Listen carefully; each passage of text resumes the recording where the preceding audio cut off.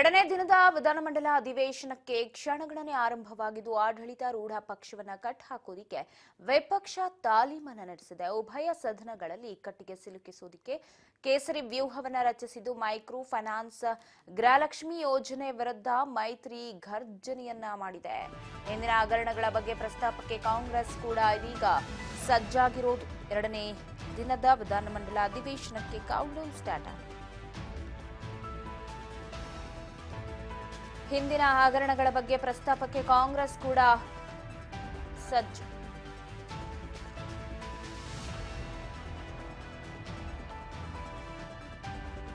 ಎರಡನೇ ದಿನದ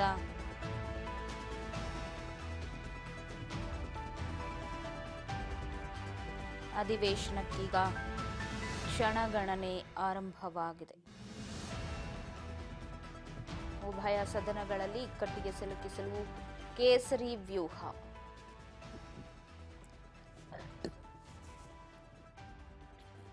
ವಿಪಕ್ಷಗಳ ಕೈಯಲ್ಲಿ ಒಂದಷ್ಟು ಬತ್ತಳಿಕೆ ಇದೆ. ಸರ್ಕಾರದ ಮೇಲೆ ಮುಗಿಬೀಳೋದಿಕ್ಕೆ ಈಗ ವಿರೋಧ ಪಕ್ಷ ಸಜ್ಜಾಗಿದ್ದು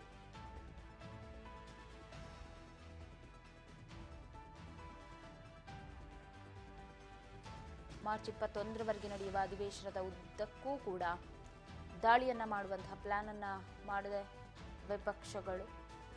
ಬಸ್ಸಿನ ದರ ಏರಿಕೆ, ನಮ್ಮ ಮೆಟ್ರೋ ದರ ಏರಿಕೆ, ವಿದ್ಯುತ್, ನೀರು ಈ ದರ ಏರಿಕೆಗಳ ಬಗ್ಗೆ ಕೂಡ ಪ್ರಸ್ತಾಪಕ್ಕೆ ಮುಂದಾಗ್ತಾ ಹಾಲಿನ ದರ ಏರಿಕೆಯ ಬಗ್ಗೆ ಕೂಡ ಪ್ರಸ್ತಾಪವನ್ನು ಮಾಡಲಿದೆ. ಹಾಗೆ ಮೈಕ್ರೋ ಫೈನಾನ್ಸ್ ಕಿರುಕುಳದ ವಿಚಾರವೂ ಕೂಡ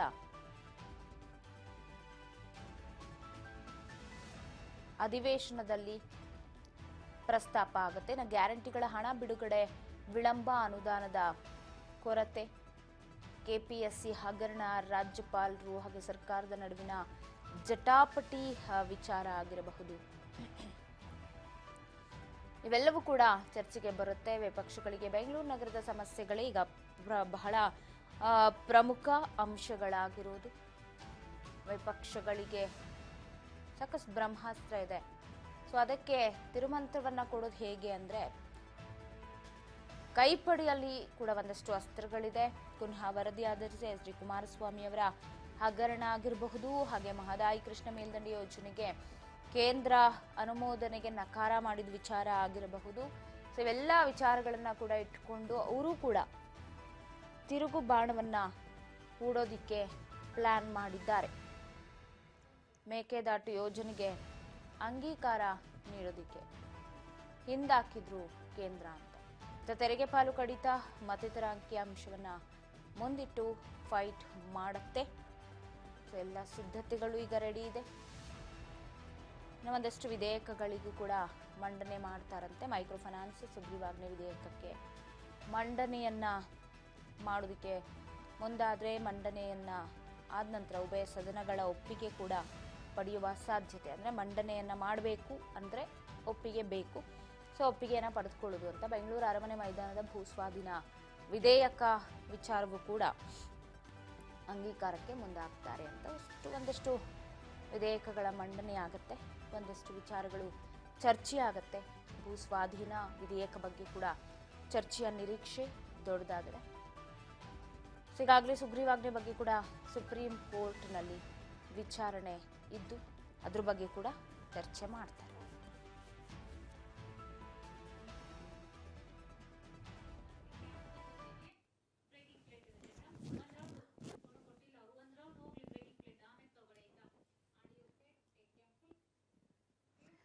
ಇಂದು ಕೂಡ ಕಾಂಗ್ರೆಸ್ ಸರ್ಕಾರಕ್ಕೆ ತಟ್ಟತೆ ಪ್ರತಿಭಟನೆಯ ಬಿಸಿ. ಜೆಡಿಎಸ್ ಶಾಸಕರು ಮತ್ತು ಎಂಎಲ್ಸಿಗಳಿಂದ ಪ್ರತಿಭಟನೆ ನಡೆಯುತ್ತೆ.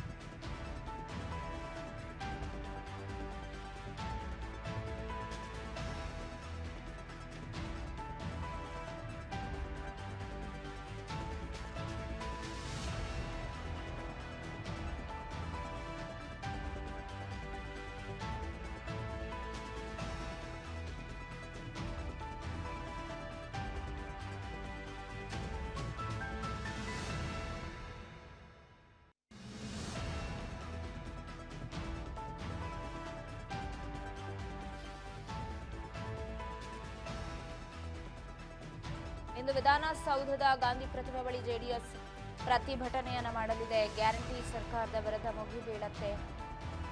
ಸುರೇಶ್ ಬಾಬು ನಿಖಿಲ್ ಸಾರಥ್ಯದಲ್ಲಿ ನಿನ್ನೆ ಕೂಡ ಫ್ರೀಡಂ ಪಾರ್ಕ್ನಲ್ಲಿ ಪ್ರತಿಭಟನೆಯನ್ನ ಮಾಡಿದ್ರು. ಇವತ್ತು ಕೂಡ ಪ್ರತಿಭಟನೆಯ ಬಿಸಿ ಮುಟ್ಟಂತೆ ಜೆಡಿಎಸ್ ಶಾಸಕರು ಎಂಎಲ್ಸಿಗಳಿಂದ ಪ್ರತಿಭಟನೆಯನ್ನ ನಡೆಸಲಿದ್ದಾರೆ. ಎರಡನೇ ದಿನದ ವಿಧಾನಮಂಡಲ ಅಧಿವೇಶನ ಕಾಂಗ್ರೆಸ್ ಸರ್ಕಾರದ ವಿರುದ್ಧ ವಿಪಕ್ಷ ಮೈತ್ರಿಗಳು ಮುಗಿಬೀಳಲಿದ್ದಾರೆ. ಬಗ್ಗೆ ಮತ್ತಷ್ಟು ಅಪ್ಡೇಟ್ಸ್ ಕೊಡ್ತಾ ಹೋಗ್ತಾರೆ ಪ್ರತಿನಿಧಿ ರೇಣುಕಾ ಫೋನ್ ಸಂಪರ್ಕದಲ್ಲಿದ್ದಾರೆ.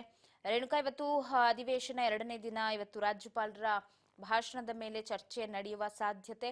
ನಿನ್ನೆ ಕೂಡ ಸಾಕಷ್ಟು ಪ್ರತಿಭಟನೆಯ ಬಿಸಿಯನ್ನ ಮುಟ್ಟಿಸಿದ್ವು ಮೈತ್ರಿ. ಇವತ್ತು ಕೂಡ ಅದಕ್ಕೆ ಒಂದು ಕಡೆ ಸಜ್ಜಾಗಿದೆ ಅನ್ನುವಂತಹ ಮಾಹಿತಿ ಲಭ್ಯವಾಗ್ತಾ ಇದೆ. ಯಾವ ರೀತಿಯಾಗಿ ಬಿಸಿ ಮುಟ್ಟಿಸೋಕೆ ಸರ್ಕಾರಕ್ಕೆ ಮುಂದಾಗ್ತಾ ಇದೆ ಅಂತ?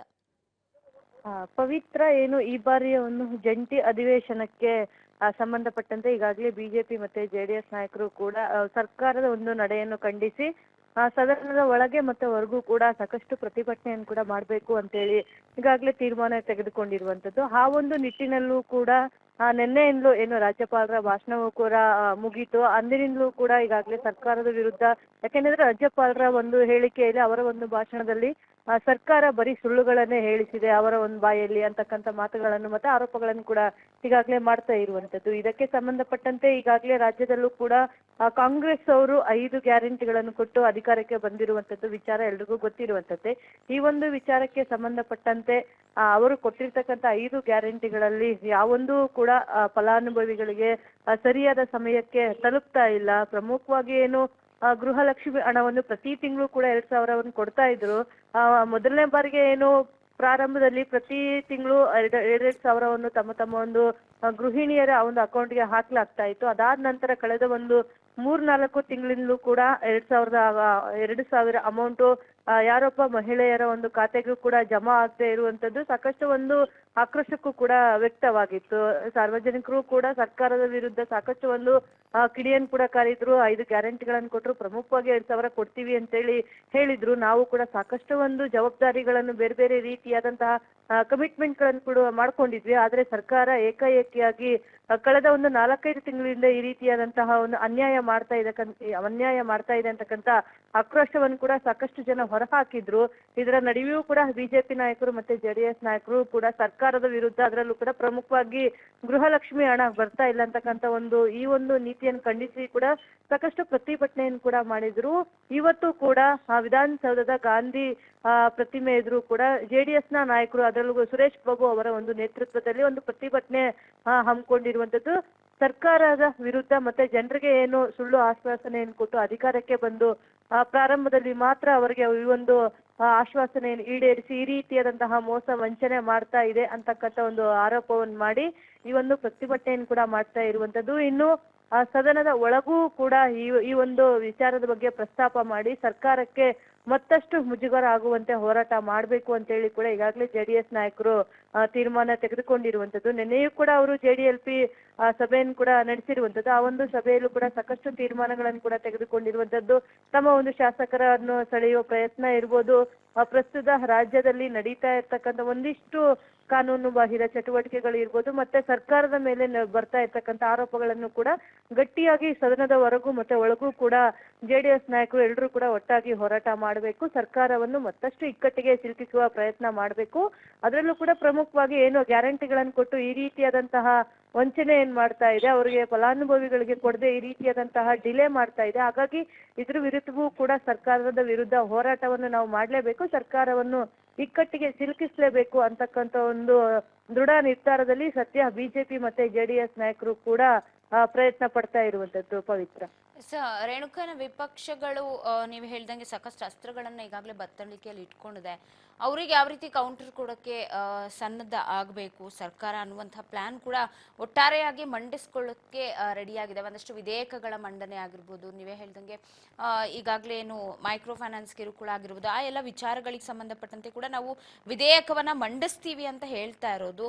ಇನ್ನೊಂದು ಕಡೆ ಈ ಸದನ ಕಲಾಪವನ್ನ ಯಾವುದೇ ರೀತಿಯಾದಂತಹ ಗಲಭೆಗಳಿಲ್ಲದೆ ಸುಗಮವಾಗಿ ನಡೆಸೋದಿಕ್ಕೆ ಹಾಗಾದ್ರೆ ವಿಪಕ್ಷಗಳು ಬಿಡಲ್ಲ ಇವತ್ತು ಕೂಡ ಅಂತ ಆಯ್ತು. ಖಂಡಿತವಾಗ್ಲೂ ಪವಿತ್ರ. ಏನು ಕಳೆದ ಒಂದು ಕೇಂದ್ರ ಸರ್ಕಾರ ಬಜೆಟ್ ಘೋಷಣೆಯ ಸಂದರ್ಭದಲ್ಲೂ ಕೂಡ ಕೇಂದ್ರ ಸರ್ಕಾರದ ವಿರುದ್ಧ ರಾಜ್ಯ ಸರ್ಕಾರದ ಸಚಿವರು ಮತ್ತೆ ಸಿಎಂ ಸಿದ್ದರಾಮಯ್ಯ DCM ಸೇರಿದಂತೆ ಅನೇಕರು ಕೂಡ ಸಾಕಷ್ಟು ಒಂದು ಕಿಡಿಯನ್ನು ಕೂಡ ಕಾರಿರುವಂತದ್ದು. ಪ್ರಮುಖವಾಗಿ ರಾಜ್ಯಕ್ಕೆ ಕೇಂದ್ರ ಸರ್ಕಾರದಿಂದ ಯಾವುದೇ ಒಂದು ಬಜೆಟ್ ನಲ್ಲಿ ಇರ್ಬೋದು, ಅನುದಾನದ ವಿಚಾರಕ್ಕೆ ಇರ್ಬೋದು, ನೀರಾವರಿ ಯೋಜನೆಗಳಿಗೆ ಇರ್ಬೋದು, ಯಾವುದೇ ಒಂದು ವಿಚಾರಕ್ಕೂ ಕೂಡ ಸರಿಯಾದ ಅನುದಾನ ಸಿಗಲ್ಲ ಅಂತಕ್ಕಂಥ ಒಂದು ಆರೋಪವನ್ನು ಕೂಡ ಮೊದಲಿನಿಂದಲೂ ಕೂಡ ಮಾಡ್ಕೊಂಡು ಬಂದಿರುವಂತದ್ದು. ಅದಾದ ನಂತರವೂ ಕೂಡ ರಾಜ್ಯದಲ್ಲಿ ಇರ್ತಕ್ಕಂಥ ಸಾಕಷ್ಟು ನಾಯಕರು ಕೂಡ ಸಿಎಂ ಸಿದ್ದರಾಮಯ್ಯ ಅವರ ಒಂದು ಬಜೆಟ್ಗೂ ಕೂಡ ಸಾಕಷ್ಟು ಒಂದು ಸವಾಲನ್ನು ಕೂಡ ಹಾಕಿದ್ರು. ಇದೇ ತಿಂಗಳು ಸಿಎಂ ಸಿದ್ದರಾಮಯ್ಯ ಅವರು ಕೂಡ ಬಜೆಟ್ ಮಂಡನೆ ಮಾಡ್ತಾರೆ. ಆದ್ರೆ ಅವರು ರಾಜ್ಯಕ್ಕೆ ಏನೆಲ್ಲ ಕೊಡುಗೆ ಕೊಡ್ತಾರೆ, ಅದರಲ್ಲೂ ಪ್ರಮುಖವಾಗಿ ಮಹಿಳೆಯರಿಗೆ ಮತ್ತೆ ಮಧ್ಯಮ ವರ್ಗದವರಿಗೆ, ಬಡವರಿಗೆ ಯಾವ ರೀತಿಯಾದಂತಹ ಬಜೆಟ್ ಘೋಷಣೆ ಮಾಡ್ತಾರೆ, ಕೇವಲ ಕೇಂದ್ರ ಸರ್ಕಾರದ ವಿರುದ್ಧ ಕೈ ಎತ್ತಿ ತೋರಿಸುವ ಒಂದು ನೀತಿಯನ್ನು ಬಿಟ್ರೆ ಬೇರೆ ಏನ್ ಮಾಡ್ತಾರೆ ಅಂತಕ್ಕಂಥ ಒಂದಿಷ್ಟು ಸವಾಲುಗಳನ್ನು ಕೂಡ ರಾಜ್ಯದ ವಿಪಕ್ಷ ನಾಯಕರು ಕೂಡ ಮಾಡಿರುವಂತದ್ದು. ಅದಕ್ಕೆ ತಕ್ಕನಾಗಿಯೇ ಈಗಾಗಲೇ ಎಲ್ಲಾ ತಯಾರಿಗಳನ್ನು ಕೂಡ ಮಾಡ್ಕೊಂಡಿರುವಂತದ್ದು. ಪ್ರಮುಖವಾಗಿ ಎಲ್ಲೋ ಒಂದ್ ಕಡೆ ಕೆಲವೊಂದು ಹಿಂಟ್ಗಳನ್ನು ಕೂಡ ಸಿಎಂ ಸಿದ್ದರಾಮಯ್ಯ ಅವರು ಕೂಡ ಕೊಟ್ಟಿರುವಂತದ್ದು. ಈ ಒಂದು ಬಜೆಟ್ ಜನಪರವಾಗಿ ಇರುತ್ತೆ, ಯಾರೆಲ್ಲ ಪ್ರಮುಖವಾಗಿ ಏನು ವಿಧೇಯಕಗಳ ಅಂಗೀಕಾರಗಳು ಕೂಡ ನಡೀತಾ ಇರುವಂತದ್ದು, ಏನು ಮೈಕ್ರೋ ಫೈನಾನ್ಸ್ ಅವರ ಒಂದು ಕಿರುಕುಳಕ್ಕೆ ಈಗಾಗಲೇ ಅಧಿಕೃತವಾಗಿ ಬ್ರೇಕ್ ಹಾಕ್ಲೇಬೇಕು ಅಂತಕ್ಕಂಥ ಒಂದು ನಿಟ್ಟಿನಲ್ಲೂ ಕೂಡ ಕೆಲವು ತಿಂಗಳಿಂದಲೂ ಕೂಡ ಸಾಕಷ್ಟು ಒಂದು ಸರ್ಕಸ್ ಅನ್ನು ಮಾಡಿಕೊಂಡು ಸರ್ಕಾರವು ಕೂಡ ಬರ್ತಾ ಇರುವಂತದ್ದು. ಆ ಒಂದು ವಿಧೇಯಕವನ್ನು ಕೂಡ ಮಂಡಿಸುವ ಸಾಧ್ಯತೆಗಳು ಕೂಡ ಹೆಚ್ಚಾಗಿರುವಂತದ್ದು. ಇನ್ನು ಪ್ರಮುಖವಾಗಿ ಏನು ರಾಜ್ಯಕ್ಕೆ ಮತ್ತೆ ಮಹಿಳೆಯರಿಗೆ ಮತ್ತೆ ಮಧ್ಯಮ ವರ್ಗದವರಿಗೆ, ಬಡವರಿಗೆ ಯಾವ ರೀತಿಯಾದಂತಹ ಅನುಕೂಲ ಆಗ್ಬೇಕು ಅನ್ನೋ ಒಂದು ನಿಟ್ಟಿನಲ್ಲೂ ಕೂಡ ಈ ಬಾರಿಯ ಒಂದು ಬಜೆಟ್ ಮಂಡನೆ ಕೂಡ ಸಾಧ್ಯತೆ ಇರುವಂತದ್ದು.